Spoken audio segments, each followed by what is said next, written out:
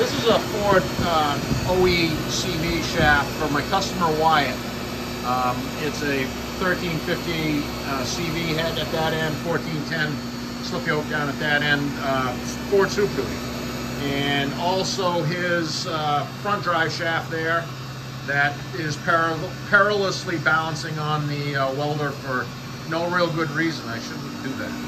Anyway, especially after I just fixed it all. So Wyatt had got into this truck and he had vibration problems, and he literally told me he didn't know where to go, and he eventually bumped into somebody that knew to send him here. So I commend that, and I commend whoever the other customer of mine was that sent him here, had one of my cards apparently. So he asked me, he literally brought me all the pieces and to go through it and fix it, so that's what I did.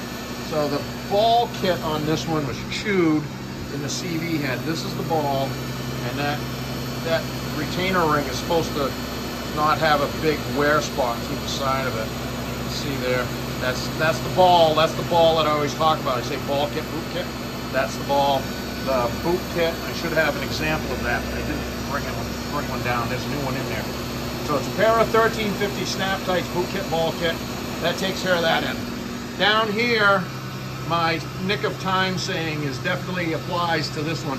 The stub and slip on this thing were dry, I mean arid, like it came from the desert. There was no lubrication left in there at all.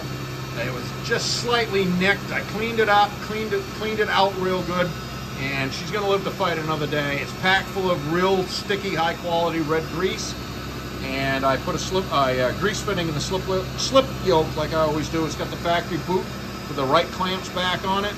It's got a new 1839 flange yoke because of what happened here. So that's the result of that road brine. Virtually welds U-joints in the holes, and they are extremely difficult to get out. And if you're watching these videos from down south or something, and you know, you say, what's this guy talking about? I mean, the road brine is basically designed to dissolve vehicles. It has changed the drive shaft business in the last 20 years that they've been using that crap. So anyway, so this is tuned up. That's spinning about 2,500 RPM. Zero at the, this is the rear axle.